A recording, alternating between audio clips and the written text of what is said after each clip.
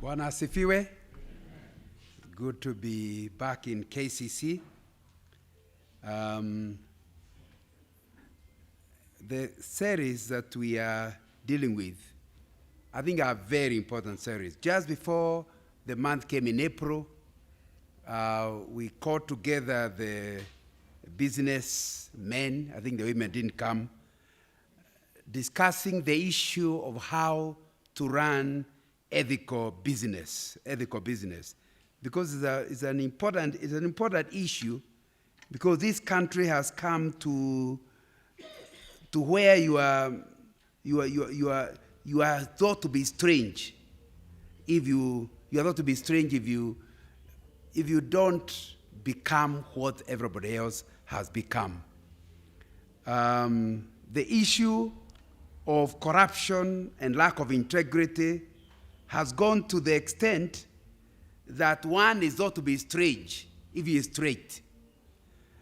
That the abnormal has become normal. And the church is swallowed in the process. And sometimes the things we do, we don't even think there's anything wrong, although the scriptures already are dealing with it. This morning, early in the morning, and I would encourage you to turn up next week.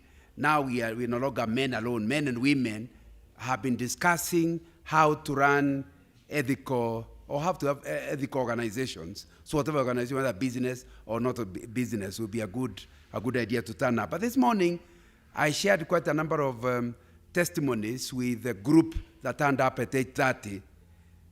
Things that are telling us that we have come to the level where the abnormal is actually called normal. A friend of mine who is a CEO of a Christian organization was telling me how they were organizing a conference. The people are coming from outside, and they were going to give the hotel something more than 2 million shillings because of the people who are coming. And one of his assistants asked him, we are bringing a lot of money to this hotel. There must be something for us. Let me take you to the manager. He said, just a moment. He asked him, young man, what did you say? It sounds like it's normal that if you bring a lot of business, you get something for yourself. That's open corruption. But it's not corruption in Kenya. Are you getting the difference? It's normal to ask, I have done all this for you. What will you do for me? Yet it's actually very clear that as a representative organization, when you go to the hotel to organize for a conference, you look for a discount, isn't it? And the discount goes to the person paying. You are not paying. You're on salary. So you're supposed to negotiate on behalf of your organization and push them as far as you can push them.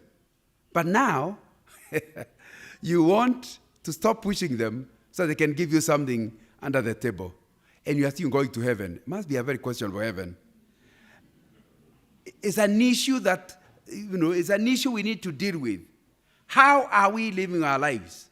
Have we come to the point of compromise where you have no difficulty standing before the pulpit and preaching, and you have just come from a wrong place, doing the wrong thing? Again, a story I told this morning. A friend of mine told me he was doing research, and he carried a son of one of my age mates. He told me one of my age mates. He's in his 40s, so he's thinking I'm old, in our 60s. So he says, one of your age mates, the son is a boy I mentor in his 20s in the university. And he told him they go together. And because he's a Christian, born-again boy, with a father being somebody my friend respects, he was in shock. When the boy came on their final day out of the hotel, the boy came to his room and said, sir, your bag is bigger than mine. I think you can help me. I said, what's the problem? There is a painting in my room, and it can't fit in my bag. He said, what do you mean? I mean exactly that. Your bag is big enough. So he said, young man, why would you want to steal? I'm not stealing. What you have paid them is enough to cover this cost also. Sounds logical. But the man tells he had never imagined a born-again boy, active in the youth, cannot see what is wrong with stealing a painting from his room. So he said, why would you ever do such a thing? The boy said, I don't understand you. In our house, we use a camera that my father came with from Germany. He tells us he got it from the hotel in the room. And we have used it every time the family is going on a visit. It's the camera we use. Surely mine is only a painting now. He could not see why you are bringing up a big problem about nothing. Are you getting what I'm driving at? That we are living a contradictory life. And it's no longer something that bothers us at all. It doesn't quite bother us in any way. We can do something that doesn't make sense. And because society has accepted it, our standard is no longer the Bible. It is that it is acceptable. Like getting something out of your work is something normal. It is acceptable. Last weekend, I was running a career day in Masidamoriro University. And we were about 20-something professionals. So we normally divide them into groups, and at the end, we form a panel. At the time of the panel, right, it's a full day career day. We start early in the morning and finish towards 5 o'clock. So as everybody's introducing, one of them introduced himself as chief finance officer for one of the parastatals. Then he wanted to say, that's not the only thing I do. I ran this business, and I ran that farm, and I ran the other one. So during questions time, the student wrote a question. And he said, so when I'm still in employment, how can I run a business? And the question was given to me. And I found it a very tough question. Because clearly, the impression the young men got as they are finishing university is that you can be running your job and running business at the same time. So as I was answering the question, I told them, it is possible to run your business even when you're employed, if you run it at night after work. Because that is your own time. You can do with it whatever you want. But the minute you are running it from your office, during office hours, you are a thief. Not of money, but of time. And so it's not possible. Now, I knew I'm stepping on toes. Because even seated in this church in KCC are many people who are employed and they are running their businesses successfully during office hours. And they are still here with us in fellowship. Are you getting the point? They don't see anything wrong. Only lazy people do not run business during office hours. In other words, the ones that are trying to obey the Bible are regarded as naive, lazy, useless citizens of Kenya. The one who is literally earning a full salary for half work is the one that's commended by society. Am I right? These days, people are more afraid of poverty than they are afraid of going to hell. Am I communicating? So that the thing people fear most is being poor. Now, that's really what we are dealing with this month. That Jesus set an example. Our job is not to set another one, but to follow his example. That's why when we are called to be salt of the world, we are not called to become like the world, to taste like the world, but to change the taste of the world. Today and next week, we emphasize on two issues. That for you to achieve what we are talking about, it will only be possible if two things happen. Number one, you become a disciple and Jesus remains the master. Number two, and very, very important, you realign your definition of success to what the master would align it to be. You know, a lot of us, the trouble we have is our definition of success. Let me tell you, once you define success in one way, your life will reflect that definition.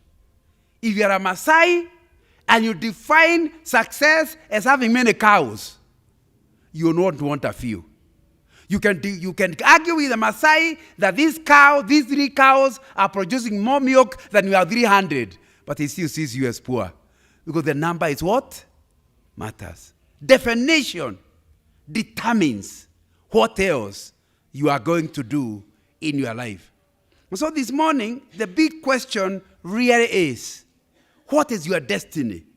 What is your definition of success?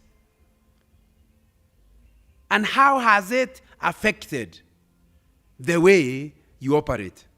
A story is told of this protege or whichever. I'm sure the person from Madagascar will help me pronounce it better. Now, a young man under tutorage from a master musician, and he was having his very first concert. People turned up, and the young man played so well. People clapped and even gave him a standing ovation. But the guy still looked gloomy. Didn't seem to be excited, despite such a high performance for such a young boy. At the end, people, relatives and others ran to him to say, "What's wrong with you? This is one of your most successful days, and you don't seem excited about all the clappings and relations of the people." He said, "You don't understand me. The master trainer was sitting at the very back. And you are getting excited. I could see his face. He was not happy with my piano. You can be forgiven. You have no idea what a piano is." He is a trainer, and he knows I did not do a good job. How would I be rejoicing? Many of us are acting for the gallery, not for the master. And that's why we feel great, we feel such success, and you are being shouted, and everybody is so happy with us. Throw your eyes to the master. Is the master regarding it as success or not? And what happened matters. It's not us. We don't even know the truth. The master does. And if he's not happy with you, it does not matter how happy all of us are with you. You are still a failure. What matters is the one who set the program. Has he given you a tick or not? So it will really be a very important thing to ask yourself. What is your definition of success? Who evaluates your success? Once those two questions are answered, it will be easy for you to see clearly whether you're success or not. My prayer is, even as we spend a little moment discussing this, that you'll be able to tell what defines life and accomplishment for you as a Christian, and how does it differ from the people of the world, and how your success contributes to eternal destiny. How do possessions, your new title, your privileges, your power, how do you see it contributing to eternal destiny? Because you see, if your success is not contributing for eternal purposes, chances are it's just transitory. What do you need to give up to be the person God wants you to be? As you look at yourself, are you within the program to be the success God wants you to be? Let me repeat the question. What is success? Most people define success in terms of, I've achieved a goal. Question mark. Who set the goal? It's true you have achieved the goal, but who set the goal? The late Phoebe Kegira gave a story of a lady whose husband always bought ramshackle cars. You know, ramshackle cars? Always needing repair, more in the garage than out. Now, and for the first time, they got an old new. You know an old new? You know Dubai? They got an old new. You know, it's old, but it's actually new. And they were going to Nyeri for the first time to visit their rural home in the old new car. As they started, Remember, the wife is not driving, it's the man driving. She doesn't tell the husband how excited she is to be going in the old new car. In her own mind, she is in a competition. The husband is just driving, enjoying himself as he's driving. When they reach Nyeri, she told the husband, what a nice car we have. We were only overtaken by 2 cars. That's when the husband realized she was counting. They were in a competition. So the husband asked, why didn't you tell me? Even those ones could not have overtaken us. Many of us are in a race, in a competition with no clarity on who will do the evaluation. And even the people you are competing with are not aware you are actually competing. You find a lady, you go to visit another home, and your wife insists on taking things to the kitchen. Say, no, let me escort you. She goes to the kitchen and discovers a new microwave. On your way home, he says, it's not as good as ours. You realize the visit was an evaluation ceremony as to whether your friends are doing as good as you. Or, on the way out, you get a lecture of your life. What kind of husband are you? Do you see what that man has bought? The fridge is double ours. I mean, surely, we are a failure. Now, the husband wonders, where was the competition? Why, if you want a proper competition, say on your mark. Get set. But if you are competing with the people and they are not aware, even if you win, you haven't won. A friend of mine told me, people are in a rat race. Ever heard of it? The trouble with joining a rat race is you can't win. Only the rats will win. That's why it's called a rat race. So you're not very wise to be joining a rat race. Unless you yourself a rat. It is important to define where are you going, what is your success. If you are on a road and somebody is just initially going to the next shopping center, you are on the same road, but somebody is going to Congo, DR Congo. You are on the same road, you can't tell. So you cannot start copying each other. This guy is not in a hurry. He just wants to go to the next village. You have a long journey. So you can't say that, but I've competed. Oh, my car is better than his. No, if he was going to Congo, he would also have been faster than you. So the critical thing, if you don't hear anything else I say, is that none of us has the same race with another. Even your wife and you are not on the same, because they are different. You met her already an adult. Now, her race had already been set. You can't say, I'm doing better than you. Against which standard? Who is the master? Who gave you the direction? So when you talk about that success is achieving the goal, which goal? Somebody says success is acquiring wealth. What is wealth? How much wealth is enough wealth? Because if you're a billionaire, we no longer think about you. There are many trillionaires, especially in shillings. Now, it's very important to understand clearly. I don't know what you would be talking about. And you know something? However wealthy you become, there is somebody wealthier. And even if you're in the fortune book, you are the top, it's temporary. You have no idea what the other guy is doing. So to enter into that issue, that you define success by wealth, first of all, you don't know about it. It's only you and the income tax people who know exactly how much you own, and other people, I don't know how they find out. So how would you be standing there thinking you are more successful than your neighbor? And how are you comparing? Because your car is better than his. What about if he doesn't value cars? And that's why he's in a Volkswagen. But he's a billionaire. Does that make you better? No. Oh, I am better. Why? I have 10 children and you have only 2. Now, what about if I never plan to have 5? Now, are you getting my point? That God has given each one of us a journey to go.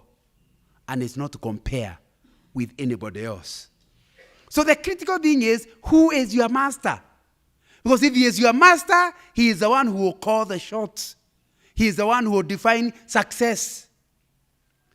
Another one says, success is having prestige. That is even more difficult to measure. Because unfortunately, prestige is fame and, people putting you on a pedestal. Unfortunately, they put you there today, they remove you tomorrow. In the case of Jesus, the same week, one day they are all running, even putting their clothes down. Hosanna, Hosanna in the highest. On Friday, not even the end of the week. They say, crucify him, crucify him. Same crowd. Remember, it was not a big town. By that time, Jerusalem was that big. So the guys that were saying, Hosanna, and even putting their clothes down, are the same one on Friday saying, crucify him. Is that what you are measuring success as? The fact that every party you are a member, nobody can leave you out of the party. Does that make you famous? Is that a measure of success? Others, they measure success by favor. But the question is, what is favor? How do you define it? Whose favor? The fact that your boss favored you? There are some people who favor you and you're very embarrassed. Are we together?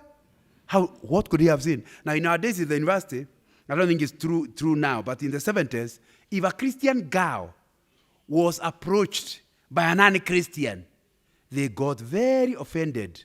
What could he see in me that would relate with him? These days, when a Christian girl is over the lift in a Mercedes, she feels, wow, I'm beautiful. Now, but in those days, you could not imagine that a non-Christian can even imagine that you have anything to do with one another. So that when you're talking about favor, it's a question of whose favor are we describing? The favor that matters is the favor of the master. Another one defines success as status and power. What about the world? The world defines successful people as people who enjoy the good life. They're such a success. They're enjoying the good life. But what is the good life? A study was done that explained the higher, once you go, I think it's $1 million, if I remember looking at the study. Once you go beyond $1 million, the possibility of a successful marriage decreases proportional to the increase above $1 million income. So, they are having the good life. No wonder they are divorcing. Are you getting the point? Now, so how do you define the good life? That's why they say it. Oh, they are successful. They're having a good life. Or they are financially secure. I don't know how you say emotionally secure, but financially secure, because financially secure means hitting the kind of income you wanted. But unfortunately, when you want this, as soon as you hit it, you want even. So the people you are standing here thinking, hiya, these are secure. Even if this business collapse, that one collapse, they'll still have another one. So you think they are but in their mind, they want more. So to get less, they'll commit suicide. And you think that's a joke. There was a year when somebody who had a B+ committed suicide. It was a girl, it was in the newspaper. Because she wanted an A. Many people are wishing they can have a B+, because that's a university entry, direct university entry. But when she saw her result in the B+, she just committed suicide. Because her success was undefined. It was an A without a sign. So a B+ was, no, I can't be alive, I must die. So when you talk about financially secure, it's a moving mirage that you cannot achieve. Or even emotionally secure. Or being surrounded by admirers and enjoying the fruits of their labor. The example is emulated. No, you say somebody is successful if the example is emulated and the accomplishments are noticed. Then they are successful. All these things are dealing with the here and now of this life. Would you agree with me? And yet, as Christians, We know the period of time you live on earth has no comparison to eternity. It's just a temporary thing. Even in many churches today, the definition of success is in terms of numbers. Our church is very successful. Why? It has quantity. Don't worry about the quality. Oh, we are successful. Why? The dollars that come, how we are able to raise our money. And yet, there would be no money needed in heaven. Are we together? So after the church has raised all the money, then the trumpet sounds, you leave it here, you go. And you might not go anyway, because you are tied to the money.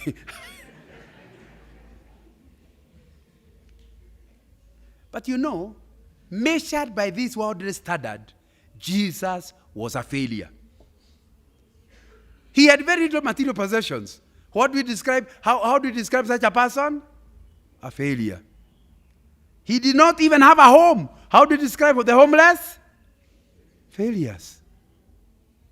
He was rejected by most people and was even hated by some. He was not popular. On the cross, even the ones who were his friends were hiding. And others were touting him. If failure was to be described, Jesus was epitome of failure. The religious leaders of the time despised him. Even his friends and those closest to him finally deserted him. He was accused and found guilty of things he did not do. He was beaten. You sympathize with such a person. When you hear somebody is in committee for something he never did, you don't call him a success. You even think God has forgotten him. Wouldn't you agree? Yeah. He was beaten, spat on, cursed, mocked, and he suffered terribly and died the most horrible kind of death known to man at that time, death on the cross. There were other ways of killing people. Only crooks were killed on the cross. So there was no debate. The world knew this man has actually failed. But if you look in terms of eternity, Jesus is the greatest success any human being, because he was a human being on earth, ever got. In God's eyes, the redemption and salvation of all mankind was accomplished through his son Jesus Christ, seeming failure. Isn't that success? By God's grace and great love for you and I, he sent Jesus, the Father sent Jesus to pay for our sins. And now, the gift of a restored personal relationship with God and eternal life can be ours. All because of Jesus Christ and his seeming failure. To be fair, the world is living a great lie. If you work hard enough, you can be anything you want to be. If we even tell our children, we are Christian, but we tell our children that, isn't it? In other words, the life is on your control. It's yours for the taking. It's American dream, or is it the Kenyan dream? Now, you need to understand clearly. There's nothing more untrue than that statement. If you work hard enough, you can be anything you want to be. Then you become your own God. Would you agree with me? And if you are to be fair, a lot of us call ourselves great. But if you are to check the truth, a lot of who we are is a favor of God. Would you agree with me? You sat for an exam. For us, in our days, in the 60s, it was called KPE. And it was one day only. Only one day. All the papers were done in one day. If you make a mistake of diarrheaing that day, just make a mistake of diarrheaing that day, you just failed. You never diarrhea. Do you remember? That's why you are here. And yet you keep thinking, what a clever boy. Yet it was the diarrheaing principle that determined whether you passed or not. You say, what a wonderful marriage you have. But just remember how you met that girl. You didn't manufacture her, did you? God brought circumstances that finally brought you together. Mine came from Makerere, and I was University of Nairobi. it required a presidential decree to get a wife. Now, you need to understand. To sit there thinking what a successful marriage Rebecca and I have had for over 35 years is to forget the miracle that required Kenyatta to issue a presidential decree for me to meet Rebecca. And if I never married Rebecca, my marriage would not be it would not be what it is today. It only is because Rebecca and John met people who could easily work together with similar aspirations and going the same direction. What a wonderful marriage. I don't know why people keep doing wrong marriages. Not remembering it required a presidential decree. Now, it's important to start understanding clearly. It's a total lie to imagine you are self-made. You always have God making you. And that's why it's important to ask yourself, what is your definition of success? Success, if defined as being the master of your own destiny, is certainly taking you away from eternity.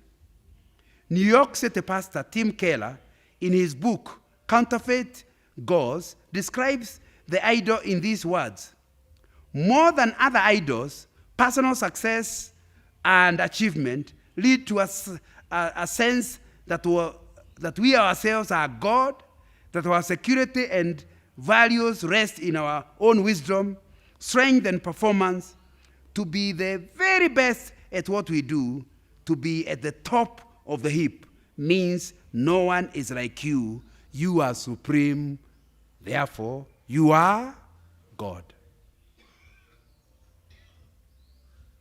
So you need to start asking at a very early age, before every day you are progressing to becoming a God.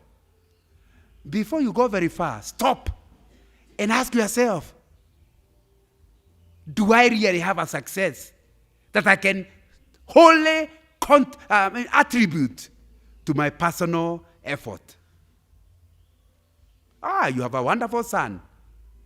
He is doing so well, therefore you are success. Most of us, my age mates now, we have reached where there's nothing to talk about, so we talk about our children. In fact, you say, my name is John Nganga, but I'm the father of the president. Now, basically, I may not be a president, but please note, we define ourselves by our children. Now, but I tell the truth. There are many people who got married at the same time with you, they have no children. So therefore, you are a success because of your son. Your son is God's child. Am I right? I think God's measure of success is what matters. And God's measure of success involves our obedience and faithfulness to Him. So when we talk about, am I a success? The answer is, did I play the way the master pianist taught me to play? Am I a success? Did I obey God in all ways? The people out there may be saying what a success I am. But if I got there by following means that never honored God, to God's view, since I did not do it out of obedience, I'm a total failure. Machiavelli says, the end justifies the means, because he never knew God. In God's estimation, He is more interested in the means than the end. He said, but God, I tithed. No. How did you do it? A man called Saul, not the Saul of Tarsus, King Saul, who had a successful mission, killed the Amalekites, but he made an amendment to the instructions. So he left the king alive, he left some goats alive, and he was actually sacrificing some of them. So someone comes and says, hey, wait a minute, what do I hear? No, don't worry, I've killed all of them. These are for sacrifice. He was finally told, you think God is interested in sacrifices rather than obedience? Now, so success, my sister, will be, were you obedient in reaching where you are today? If you're not obedient, please hear me. According to God's assessment, you are a failure. You are a success if you obey. Number two, if you are faithful. A lot of people feel like whenever you talk about success defined by God, it will lead you to laziness. Because after all, in Shara, God wills. Now, in God's way, he does not measure just the means, the end. How did you get there? That's why you cannot be a Christian and lazy. Lazy Christian, two words cannot go together. Because the moment you are a Christian, everything you do for God. And because you are doing it for God, you can't do it lazily. You are not working for yourself. You are not working to become rich. You are working to honor God. Can you be lazy about it? No. And God is saying, take care of the means, I'll take care of the end. He will certainly produce the product he needs. He wants you to be faithful in what you are doing. You see, you must have obedience and faithfulness to him, regardless of opposition and personal cost. Like they've been discussing with the group early morning about integrity. Integrity is very expensive, but very fulfilling. The choice is yours. Whether or not we are being loyal to him in our personal relationship with him and in our life. Whether we are accomplishing his goals and purpose for our lives. In each case, then you'll still be successful if you stick with it and obey God. Let's pray. I want to give you a moment to just ask yourself, don't worry what people think about you. Don't worry what your spouse thinks about you. In God's definition of success, are you successful? If you know you are not, I would encourage you to tell God, admit before God, that you haven't lived your life so that you would be able to get his type of success. You have played to the gallery and playing to the judge of all mankind, our master. Just ask him to forgive you. And then ask him to rechannel your life, to redefine what success is, and then pursue it. Lord, hear our prayers, and to make us different, so that you will have an impact, a salt and light. To those who will see us living so totally different from them, they will be attracted. Your word says, when you lift you up, you will draw men to yourself. Help us to live a life that lifts you up. In Jesus' name we pray. Amen.